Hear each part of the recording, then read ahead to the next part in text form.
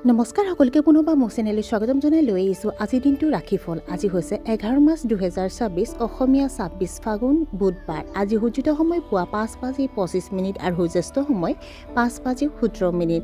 আজি হৈছে অষ্টমী তিথি আৰু কৃষ্ণপক্ষ। আজিৰ দিনটো প্ৰথম ৰাশি হ'ল মেঘ ৰাশি। সমনীয়াৰ লগত কোনো ধৰণৰ প্ৰতিযোগিতামূলক কাম নকৰিব।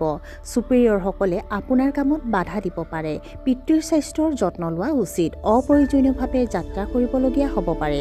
অত্যাধিক কামৰ বোজে আপোনাৰ পৰিয়ালৰ বাবে সময় উৎসৰ্গাৰ কৰিবলৈ বাধা দিব। বৃষ ৰাশি। আপুনি আপোনাৰ কামৰ পদ্ধতিত পৰিৱৰ্তন কৰিব পাৰে। মানুহে আপোনাৰ ধাৰণাবোৰৰ বিৰোধিতা কৰিব পাৰে। আপুনি হয়তো নতুন প্ৰযুক্তি ব্যৱহাৰ কৰিবলৈ শিকিব। আপোনাৰ পৰিয়ালৰ সদস্যৰ আচৰণত আপুনি অলপ বিচলিত হ'ব পাৰে। চৌপাশৰ মানুহক বেছি বিশ্বাস নকৰিব। গধুৰ খাদ্য এৰাই চলিব লাগে। মিথুন ৰাশি। আপোনাৰ পৰিয়ালৰ শান্তি আৰু সুখ থাকিব।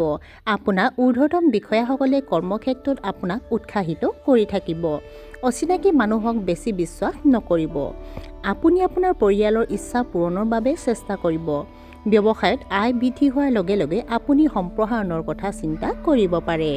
কৰ্কট ৰাশি। আপুনি আপোনাৰ জীৱনসংগীক গহনা উপহাৰ দিব পাৰে। সহকৰ্মীসকলৰ সৈতে সমন্বয়ৰ অভাৱ অনুভৱ কৰিব পাৰে। পেটৰ বিষৰ সমস্যা হ'ব পাৰে। বন্ধু বান্ধৱীৰ পৰা পৰামৰ্শ লোৱাটো লাভজনক হ'ব। আপুনি দাঁতৰ কামত ধন আবণ্টন কৰিব। কৰ্মৰত পেছাদাৰীসকলৰ বাবে এই দিনটো শুভ। সিংহ ৰাশি। ছাত্ৰ-ছাত্ৰীসকলে নতুন পাঠ্যক্ৰমত নামভৰ্তি কৰিব পাৰে। মানুহে আপোনাৰ কথাৰ ভুল ব্যাখ্যা কৰিব পাৰে। গতিকে আপোনাৰ মতামত দিওঁতে সাৱধান হওক। যুৱক যুৱতীসকলে হয়তো পৰিয়ালৰ সৈতে প্ৰেম বিবাহৰ বিষয়ে আলোচনা কৰিব পাৰে। আপুনি ধৰ্মীয় গ্ৰন্থৰ প্ৰতি আকৰ্ষিত হ'ব। শিশুসকলে খেলা-ধূলা আৰু বিনোদনৰ উপভোগ কৰিব পাৰে। কন্যা ৰাশি। আপুনি আজি কিছু চিন্তিত হৈ পৰিব। ব্যৱসায়ত নতুন নতুন বস্তু চেষ্টা কৰাটো এৰাই চলিব লাগে। হতাশাজনক চিন্তাৰ সৃষ্টি হ'ব পাৰে। মাতৃৰ স্বাস্থ্যৰ যত্ন লোৱা উচিত। আপুনি ডিঙিৰ বিষ বা জ্বৰ অনুভৱ কৰিব পাৰে। প্ৰতিপক্ষৰ সন্মুখত আপুনি দুৰ্বল যেন দেখা যাব। তুলা ৰাশি। ৰাজনীতিৰ লগত জড়িতসকলৰ বাবে দিনটো শুভ। আপোনাৰ ঘৰত অতিথি আহিব পাৰে। আপোনাৰ সৃষ্টিশীল ক্ষমতা ফুলি উঠিব। প্ৰেমৰ সম্পৰ্কবোৰ গভীৰ হৈ পৰিব। চাৰিওফালৰ পৰিৱেশ অতি অনুকূল হ'ব। বৃশ্চিক ৰাশি। আপুনি পৰিয়ালৰ সৈতে কোনো ধৰ্মীয় স্থানলৈ যাত্ৰা কৰিব পাৰে। আপোনাৰ জীৱনসংগীৰ সৈতে আপোনাৰ সম্পৰ্ক আন্তৰিক হ'ব। ব্যৱসায়ত হঠাৎ আৰ্থিক লাভ সম্ভৱপৰ। আপোনাৰ উদাৰ স্বভাৱত মানুহ আপ্লুত হ'ব। দুপৰীয়াৰ পিছত আপুনি কিছু আৰ্থিক সমস্যাৰ সন্মুখীন হ'ব পাৰে। ধনু ৰাশি। আপুনি হয়তো আজিয়ে পুৰণি ঋণ পৰিশোধ কৰিব লাগিব। আপোনাৰ জীৱনসংগীয়ে হয়তো আপোনাক উপহাৰ দিব পাৰে। আপোনাৰ বন্ধুসকলে আপোনাক উৎকৃষ্ট পৰামৰ্শ আগবঢ়াব, যিয়ে আপোনাক উপকৃত কৰিব। কেৰিয়াৰৰ উন্নতিৰ সুযোগ আহিব। ৰাতিপুৱা হয়তো আপুনি আনন্দদায়ক খবৰ পাব পাৰে। মকৰ ৰাশি। মানুহে আপোনাৰ ব্যক্তিত্বক সমালোচনা কৰিব পাৰে।